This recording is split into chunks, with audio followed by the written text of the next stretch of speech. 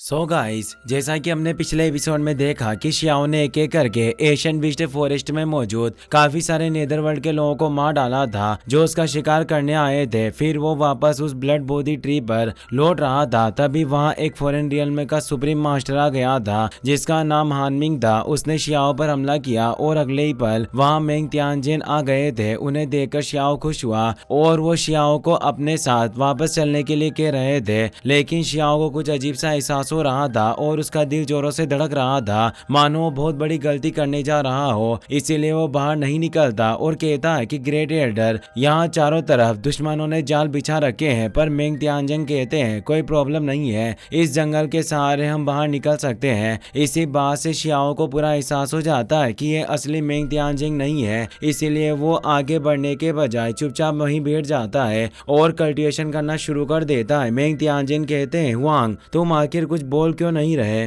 तुमने पहले ही यहाँ कई सारे दुश्मनों को मारा है और आउटस्टैंडिंग अचीवमेंट प्राप्त की है, अब तुम अपने कबीले के उस पाप को भी आसानी से धो सकते हो, इसीलिए मेरे साथ इंपियल पास लौट चलो। और जैसे ही वो उस शील्ड को छूता है उसका खून निकलने लगता है और वो अपने असली रूप हानमिंग में बदल जाता है। वो मेंग तियानजिन का रूप धारण करके शियाओ को पकड़ना चाहता था। शियाओ कहता है कि तुम इतने बड़े लेवल के मास्टर हो, फिर भी तुमने इतनी घटिया चाल चली, तुम्हें शर्म नहीं आती जो तुम एक जूनियर के खिलाफ ऐसी घिनौनी चाल चल रहे हो? इस पर हानमिंग कहता है हीरो और विलेन होना मेरे लिए कोई मायने नहीं रखता, तुम मेरे दुश्मन हो और मुझे तुम्हें हर हाल में पकड़ना है। और वो फ्रीजिंग स्पेल को एक्टिवेट कर देता है जो इतना ज्यादा तेज था कि वो पूरी जगह को बर्फ में जमाने लग जाता है। शियाओ जल्दी से अपनी बॉडी को गर्म रखने की कोशिश करता है पर वो बर्फ उसकी बॉडी को भी जमाने लगती है और वो कहता है लड़के, तुम चाहे कितनी भी कोशिश कर लो पर मेरी ये टेक्निक तुम्हारी ट्रू एनर्जी के साथ तुम्हारे खून को भी फ्रीज कर देगी, जिससे तुम धीरे धीरे तड़प कर मरोगे। इसीलिए अभी भी वक्त है, सरेंडर कर दो और मेरे गुलाम बन जाओ। हमारे एशियन एंसेस्टर्स तुम में काफी इंटरेस्ट रखते हैं, हो सकता है कि वो तुम्हें जिंदा छोड़ दें। शियाओ से कहता है तुम शुक्र मनाओ कि मेरे मास्टर यहाँ नहीं आए, वरना तुम्हें ये बातें बोलने का मौका भी नहीं मिलता। इस पर हानमिंग बोलता है मेंग तियानजिन की आखिर फिक्र भी कौन करता है, अगर आज वो यहाँ आ भी गया तो भी वो मेरा शिकार बन जाएगा। और वो और तेजी से शियाओ की बॉडी को जमाने लगता है। पर तभी वहाँ एक आवाज आती है, वाकई क्या ऐसा है? वॉइड को चीरते हुए असली मेंग तियानजिन वहाँ गए थे। शियाओ ने देखकर काफी खुश होता है और वो समझ आता है कि उसके मास्टर अभी अपनी पीक फॉर्म में है और वो एक इमोर्टल मास्टर थे। उनके ओरा से ही सुनहरी बारिश होने लगती है और वो सारी बर्फ पिघल जाती है। हानमिंग बोलता है मेंग तियानजिन, तू खुद यहाँ चला आया, लगता है तू अपनी ही कब्र खोदने आया है। मेंग तियानजिन उस पर हमला करने पड़ते हैं पर वो अपने आइज शार्ट की मदद से उन्हें रोकने की कोशिश करता है, लेकिन मेंग तियानजिन आसानी से उस बर्फ को तोड़ देते हैं और उस पर एक पावरफुल स्लेज से वार करते हैं, जिससे हानमिंग उस हमले को झेल नहीं पाता और गंभीर रूप से घायल होकर नीचे गिर जाता है। शियाओ काफी खुश होता है कि उसके मास्टर की ट्रू पावर वाकई कमाल की है। मेंग तियानजिन कहते हैं शियाओ, बहुत समय से तुम्हें नहीं देखा, और वो अपनी शक्ति से शियाओ को अपने पास ले लेते हैं और कहते हैं चलो अब हमें जल्दी से इंपियल पास लौटना है। और वो दोनों आगे बढ़ने लगते हैं। तभी एक आवाज आती है, अगर तुम इसे बचाने आए हो तो आज खुद तुम भी अपने आप को प्रोटेक्ट नहीं कर पाओगे। और उन पर एक हैंड अटैक होता है पर मेंग तियानजिन उस हमले को आसानी से काट देते हैं, लेकिन ये स्वॉर्ड अटैक इतना पावरफुल था कि 9 हेवन 10 अर्थ के सभी लोग इसे देख पा रहे थे और उन्हें एहसास होता है कि सीनियर मेंग तियानजिन की पावर कितनी ज्यादा भयानक थी। वहां पर चार और फॉरेन रियल्म के सुप्रीम भी लड़ने के लिए आ गए थे, जिनके नाम जीटिंग,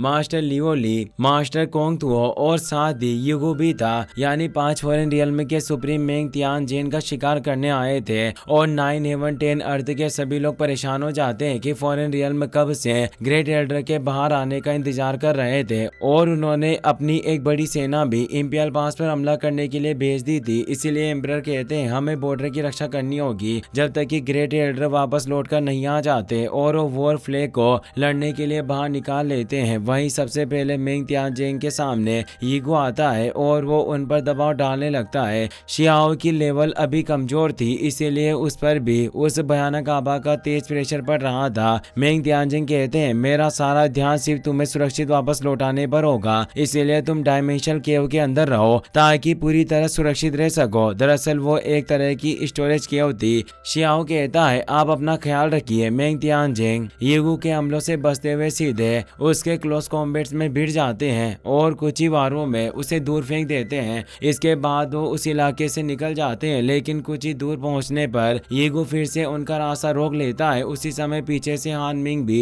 उन्हें घेर लेता है और मुस्कुराते हुए कहता है, अब जब तुम यहाँ तक आ ही गए हो तो क्यों ना थोड़ी बातचीत कर ली जाए। मेंग तियानजिंग शांत स्वर में कहते हैं, तो तुम लोगों ने आगे और पीछे दोनों तरफ से मुझे घेर लिया है। इतना कहते ही हान मिंग एक जोरदार हमला करता है, जिसका झटका डायमेंशनल केव के अंदर मौजूद शियाओ तक महसूस होता है। शियाओ समझ जाता है कि फॉरेन रियल्म के लोग पूरी तैयारी के साथ आए हैं, जबकि मेंग तियानजिंग का पूरा ध्यान सिर्फ उसे सुरक्षित निकालने पर है। वो मन ही मन सोचता है कि मुझे कोई ऐसा तरीका ढूंढना होगा जिससे मैं ग्रेट एल्डर की मदद कर सकूं। तभी उसके हाथ में मौजूद सड़ा हुआ वुडन बॉक्स चमकने लगता है। शियाओ को तुरंत एक ख्याल आता है, ये वुडन बॉक्स बेहद मजबूत है। अगर ये ग्रेट एल्डर के पास होगा तो उनकी डिफेंस कई गुना बढ़ जाएगी और वो तुरंत वो वुडन बॉक्स मेंग तियानजिंग को दे देता है। अब मेंग तियानजिंग अपनी तलवार की मदद से एक विशाल फॉर्मेशन बनाते हैं और वहां से निकलने लगते हैं, लेकिन हान मिंग और ईगू उनका पीछा नहीं छोड़ते। तभी बाकी तीनों सुप्रीम मास्टर भी वहां पहुंच जाते हैं और उन पर हमला करना शुरू कर देते हैं, लेकिन मेंग तियानजिंग के चेहरे पर हल्की सी मुस्कान आ जाती है। दरअसल उन्होंने यहाँ से निकलने का तरीका पहले ही सोच रखा था। वो अपनी तलवार पूरी ताकत से फेंकते हैं और उसे सीधे सेकंड अंडर द हेवन के सामने गाड़ देते हैं। अगले ही पल उस जगह का भयानक दबाव सक्रिय हो जाता है। सेकंड अंडर द हेवन का प्रेशर इतना ज्यादा था कि सभी फॉरेन रियल में एक्सपर्ट अपनी जगह से हिल भी नहीं पा रहे थे, लेकिन मेंग तियानजिंग 9 हेवन 10 अर्थ के निवासी थे, इसीलिए उस दबाव का उन पर कोई असर नहीं हुआ और इसी मौके का फायदा उठाकर वो आसानी से वहां से निकल जाते हैं। शियाओ ये सब देखकर मन ही मन कहता है, ये एशियन बिस्ट फॉरेस्ट सचमुच बेहद रहस्यमयी है, अगली बार मैं इसे जरूर एक्सप्लोर करूंगा। उधर कुछ ही देर बाद वो सभी फॉरेन रियल में मास्टर भी सेकंड अंडर द हेवन के दबाव से मुक्त हो जाते हैं और तेजी से वहां से निकलकर इंपियल बॉर्डर के बाहर मौजूद विशाल बैटलफील्ड में पहुंच जाते हैं, जहां मेंग तियानजिंग पहले से ही उनका इंतजार कर रहे थे। वो कहते हैं कि मैंने भी आज ठान लिया है कि जब तक तुम में से एक या दो को यही नहीं मार देता तब तक मैं खुद को वॉरियर मास्टर कहलाने के योग्य नहीं समझूंगा। इस पर पांचों सुप्रीम एक साथ कहते हैं, आज हम भी यहाँ तुम्हें मारने ही आए हैं। इतना कहते ही यीगो अपने स्पीयर से हमला करता है, लेकिन मेंग तियानजिंग उस वुडन बॉक्स की मदद से उसके हमले को आसानी से रोक लेते हैं और उसे दूर फेंक देते हैं। यह देखकर सभी हैरान रह जाते हैं। लियोली कहती है, तो यह वही वुडन बॉक्स है जिसकी तलाश हमारे एशियन एंसेस्टर्स सदियों से कर रहे थे। जी टिंग तुरंत कहता है, इसे मारकर किसी भी कीमत पर वो वुडन बॉक्स हासिल कर लो। अब पांचों एक साथ मेंग तियानजिंग पर टूट पड़ते हैं, लेकिन मेंग तियानजिंग उनके हर एक हमले को उसी वुडन बॉक्स की मदद से रोकते जा रहे थे।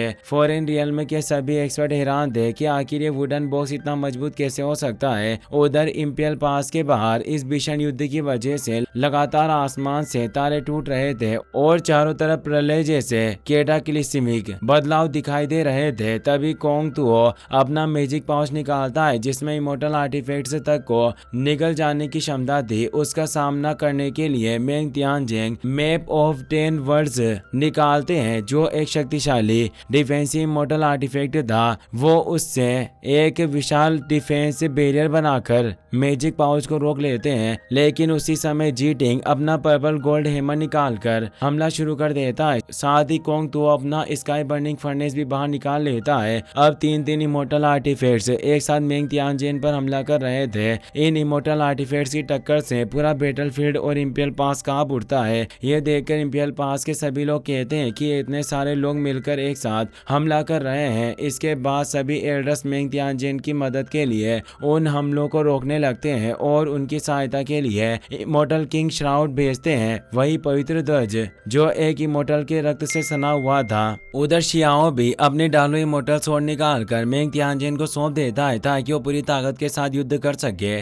अब इन तीनों इमोर्टल आर्टिफैक्ट्स की मदद से मेंग तियानजिंग फॉरेन रियल्म के इमोर्टल आर्टिफैक्ट्स का डटकर सामना करने लगते हैं। इन दिव्य अस्त्रों की टक्कर से एक अलग ही बैटल वर्ल्ड बन जाता है। यीगू कहता है कि तुम हेवन एंड अर्थ के ग्रेट पाथ से अलग हो, इसीलिए अब तुम यहाँ से जिंदा नहीं निकल पाओगे। लियो ली भी कहती है, तुम्हारे 9 हेवन के नियम बहुत कमजोर हैं और हम पांचों ग्रेट पाथ के धारक हैं। तुम्हारी ये कमजोर बॉडी ज्यादा देर तक हमारा सामना नहीं कर पाएगी। ये सुनकर मेंग तियानजिंग अपनी असली शक्ति दिखाते हैं। वो अपनी बॉडी एज द सीट प्रकट करते हैं। हालांकि वो अभी उसकी परफेक्ट स्टेज तक नहीं पहुंचे थे, लेकिन उसकी शक्ति फिर भी बेहद भयानक थी। उसे देखते ही पांचों सुप्रीम समझ जाते हैं कि मेंग तियानजिंग इतने आत्मविश्वास के साथ क्यों लड़ रहे थे। उधर शियाओ भी खुश हो जाता है। उसे एहसास होता है कि great elder body as the seat के मार्ग पर एक और स्तर आगे बढ़ चुके हैं और उसी ग्रेट पाथ की नींव उन्हें इतनी अपार शक्ति दे रही है। लिउली कहते हैं कि अब हमें समझ आया कि तुम वांग को बचाने क्यों आए, क्योंकि तुम दोनों एक ही ब्लड लाइन और एक ही ग्रेट पाथ पर चल रहे हो।